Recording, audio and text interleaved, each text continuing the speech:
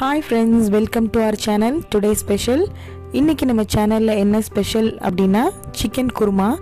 நம்ம எப்பவும் செய்யறதுல இருந்து ஒரு சின்ன வேரியேஷனோட இது எக்ஸ்க்ளூசிவ் ஃபார் டிஃபன் ஐட்டம்காக இட்லி, தோசை, அப்புறம் சப்பாத்தி, பரோட்டாக்கு இது ஒரு சூப்பரான சைட் டிஷ்ஷா இருக்கும்.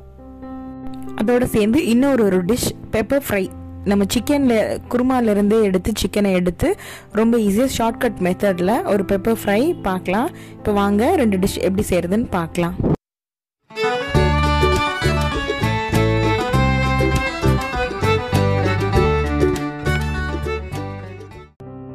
இப்போ 1 கிலோ சிக்கனுக்காக நான் இப்போ குவான்டிட்டி என்னென்னு சொல்கிறேன். இன்க்ரீடியன்ஸ்க்கு 1/4 கிலோ பெரிய வெங்காயம் எடுத்திருக்கேன், 100 கிராம் இஞ்சி பூண்டு, அப்புறம் ஒரு 1/4 கிலோ தக்காளி எடுத்திருக்கேன். இது மூணையும் நல்லா வெட்டி வச்சுக்கோங்க. வெங்காயம் வந்து நம்ம வதக்கி எல்லாமே அரைக்கி தான் போகிறோம், அதனால நான் கொஞ்சம் பெருசாகவே வெட்டி வச்சுருக்கேன். அப்புறம் 50 கிராம்ஸ் ஈச் இஞ்சி பூண்டை சின்னதாக நறுக்கி நான் பேஸ்ட் பண்ணி வச்சுருக்கேன். ஸோ நம்ம எப்போவும் சிக்கன் சமைக்கிறதுக்கு நல்லெண்ணெய் தான் யூஸ் பண்ணுவோம். நல்லெண்ணெய் போட்டுட்டு நான் 2 பட்டை போட்டிருக்கேன். கிராம்பு, நம்ம மசாலா ஐட்டம் எல்லாமே கொஞ்சம் கொஞ்சமாக போட்டுக்கோங்க, ஏன்னா இது எல்லாமே நம்ம அரைக்கி தான் போகிறோம். நான் இப்போ வந்து ஏலக்காய் கூட 2 போட்டிருக்கேன். அதோட அடுத்தது பெருஞ்சீரகம்னு சொல்லுவாங்க இல்லையா, இல்லை சோம்பு, அது கொஞ்சம் போட்டுக்கலாம். அப்புறம் சீரகம், அதோட மிளகு வந்து சீரகத்தோட 2 மடங்கு போட்டுக்கோங்க. எப்போவுமே சீரகம் 1 மடங்குன்னா மிளகு வந்து 2 மடங்கு போட்டுட்டு நல்லா கரிஞ்சிடாமல் மெதுவான தீயிலே வச்சு ஃப்ரை பண்ணிவிடுங்க. இப்போது நம்ம வெட்டி வச்சிருந்த வெங்காயத்தையும் அதோடு போட்டு கோல்டன் ப்ரௌனில் நல்லாவே வதக்கணும். சிக்கன் குருமா பொறுத்த வரைக்கும் நம்ம எப்போவுமே நல்லெண்ணெய் யூஸ் பண்ணுறது நல்லாவே அந்த அரோமா சூப்பராக இருக்கும். ஸோ ஆயிலோ இல்லை மற்ற எண்ணெய் யூஸ் பண்ணுறதுக்கு பதிலாக நல்லெண்ணெயே ட்ரை பண்ணி பாருங்கள். இப்போ வந்து வெங்காயம் நல்லா கோல்டன் ப்ரௌன் ஆகிடுச்சு. இந்த டைமில் நான் எப்போவுமே மஞ்சள் தூள் வந்து இந்த டைமில் போட்டுடுவேன். ஸோ அப்போ தான் அதோட ஃப்ளேவர் அந்த ஸ்மெல் பார்த்திங்கன்னா அவ்வளோ நல்லா வரும். தண்ணியில் நான் நிறைய தடவை சொல்லியிருப்பேன், தண்ணியில் போடுறத விட நம்ம எண்ணெயில் மஞ்சள் தூள் போட்டோம் அப்படின்னா அது வாசனை இன்னும் நல்லா எடுத்து கொடுக்கும். இப்போ நம்ம அரைச்சி வச்ச இஞ்சி பூண்டு பேஸ்ட்டையும் அதோட ஆட் பண்ணிடலாம். இஞ்சி பூண்டு பச்சை வாசனை போன பிறகு நீங்கள் தக்காளியை போடுங்க. இஞ்சி பூண்டு நல்லாவே வதங்கணும், இல்லைன்னா அந்த ஸ்மெல் பச்சை வாசனை வந்ததுன்னா நல்லா இருக்காது குருமா. நம்ம வெங்காயம் இஞ்சி பூண்டு மட்டும் நல்லாவே வதக்கிட்டோம் அப்படின்னா நான்வெஜ் குருமா வந்து சூப்பராக இருக்கும். இப்போது காரத்துக்கு தேவையான மிளகாய் பொடி போட்டுடலாம். நான் 2 ஸ்பூன் மிளகாத்தூளும் 4 ஸ்பூன் மல்லித்தூள் போட்டிருக்கேன். என்னோட ரேஷியோ எப்படின்னா 1 மடங்கு மிளகாய் தூளுக்கு நான் 2 மடங்கு எப்போவுமே மல்லித்தூள் போடுவேன். இது எல்லாமே தனித்தனியாக அரைச்சது தான். மிளகாய் தனியாக அரைச்சிருக்கேன், மல்லியும் தனியாக அரைச்சிருக்கேன். ஸோ அந்த எண்ணெயிலே இது போடும்போது நல்ல கிறிஸ்பியாக அந்த பொடியெல்லாம் நல்லாவே ஃப்ரை ஆகிருக்கும். நான் உடனே அடுப்பு ஆஃப் பண்ணிட்டேன். அந்த பொடியெல்லாம் போட்ட உடனே அடுப்பு ஆஃப் பண்ணிவிட்டு நம்ம அதை மிக்ஸி ஜாருக்கு ட்ரான்ஸ்ஃபர் பண்ணிடுறோம். அது ஆறட்டும். அதே குக்கர்லேயே வச்சுட்டு நான் எண்ணெய் எதுவும் ஊற்றலை. ஸோ அதுலேயே நம்ம சிக்கனை நல்லா வடிச்சிட்டு இப்போது அதே மசாலாம் இருக்கட்டும், ஒன்றும் பிரச்சனை இல்லை, அதுலேயே போட்டு நம்ம வதக்கிடுறோம்.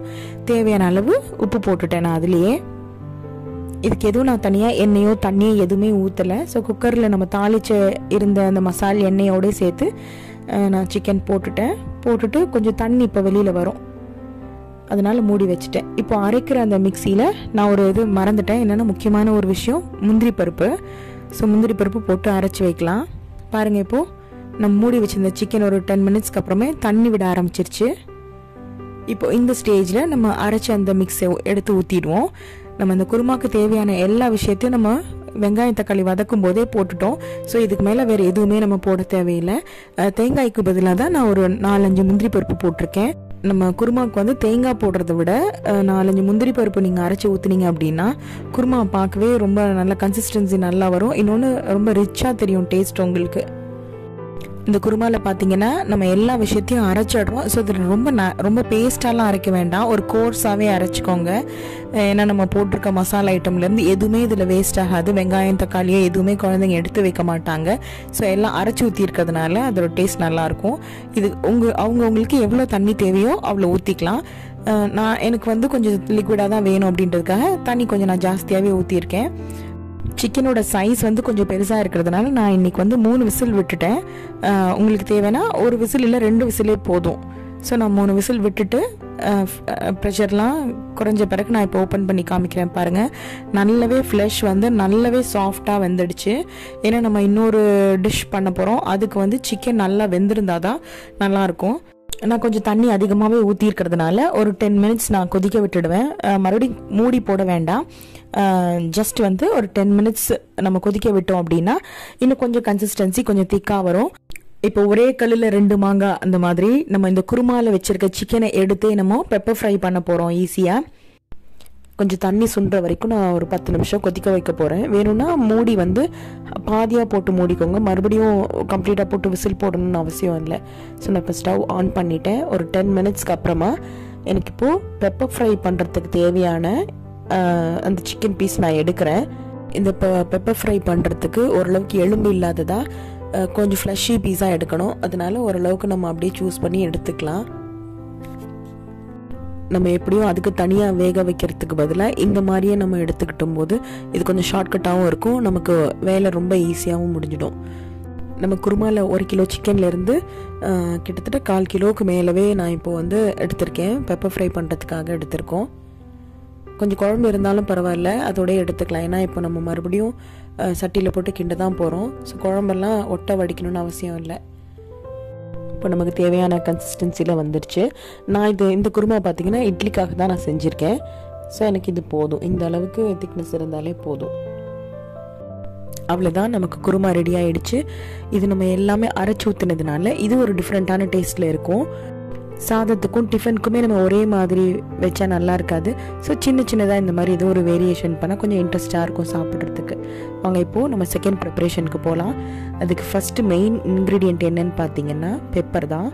ஸோ இதை வந்து நம்ம மிக்சியில் பவுட்ரு பண்ணக்கூடாது. இந்த மாதிரி குட்டியான உரல்லையோ இல்லை அம்மியில் கூட நம்ம நுணுக்கிக்கலாம். எப்படின்னா ரொம்ப ஃபைனாக இல்லாமல் கொஞ்சம் நெருன்னு இருக்கணும் இந்த பவுடர். நம்ம மிக்சியில் போட்டோம் அப்படின்னா இந்த அளவுக்கு நீங்கள் எப்படி அரைச்சாலும் இந்த அளவுக்கு வரவே வராது. ஸோ இது நீங்கள் ஒரு 3 டேபிள் ஸ்பூன் அளவுக்கு எடுத்து வச்சுக்கோங்க.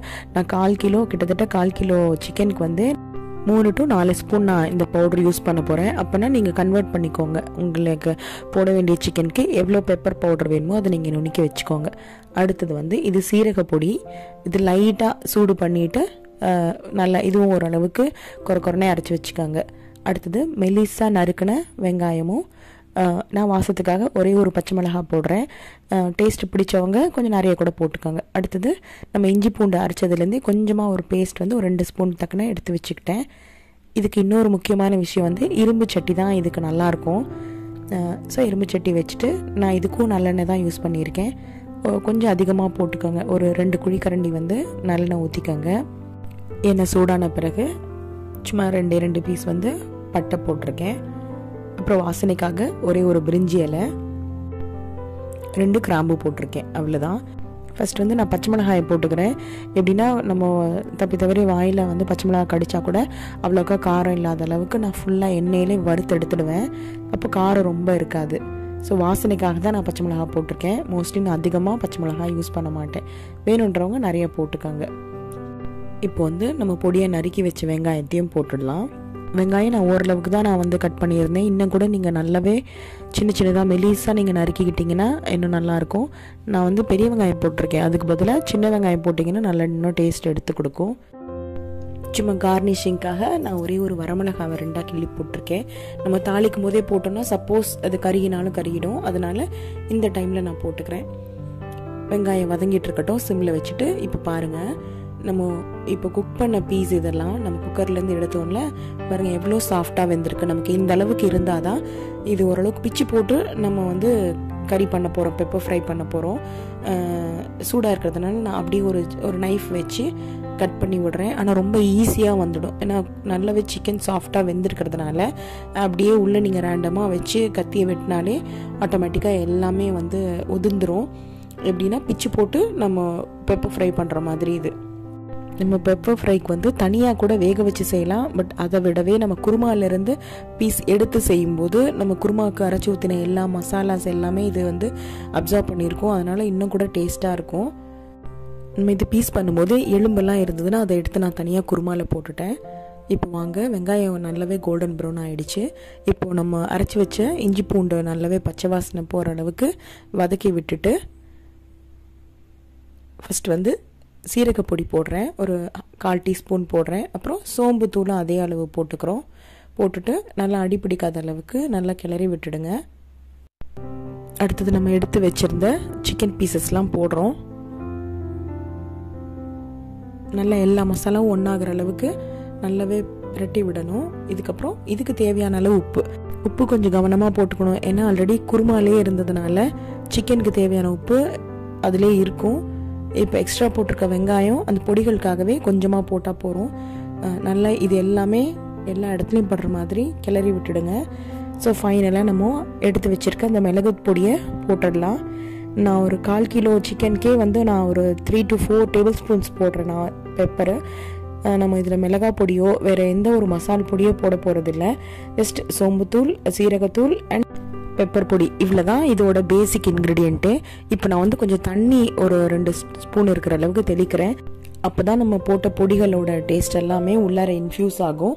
அவ்வளோதான், ஒரு 5 நிமிஷம் மட்டும் சிம்மில் வச்சு மூடி வச்சுடுங்க. Pepper fry ready. ரொம்ப ஈஸியாக, இதுக்குன்னு மெனக்கெடாமல் நம்ம செஞ்ச குருமாலேருந்தே எடுத்து ஒரு ஈஸியான ஒரு பெப்பர் ஃப்ரை எப்படின்னு பார்த்தோம். நான் வீடியோக்காக சொல்லலை, உண்மையிலேயே அன்னைக்கு குருமாவும் சூப்பராக இருந்தது. அதை விட பெப்பர் ஃப்ரை ரொம்பவே சூப்பராக இருந்தது. ஒரு தடவை நீங்கள் ட்ரை பண்ணி பாருங்களேன். இதே மெத்தடில் ஒரு தடவை ட்ரை பண்ணி பாருங்கள். எப்படி இருந்ததுன்னு கமெண்ட்ஸில் சொல்லுங்கள். இந்த வீடியோ பிடிச்சிருந்தது அப்படின்னா லைக் பண்ணுங்கள், உங்கள் ஃப்ரெண்ட்ஸ் அண்ட் ஃபேமிலிக்கு ஷேர் பண்ணுங்கள், மறக்காமல் சப்ஸ்கிரைப் பண்ணுங்கள். ஏன்னா ஒவ்வொரு சப்ஸ்கிரிப்ஷனும் என்னை வந்து இன்னும் மோட்டிவேட் பண்ணுது. So please do subscribe.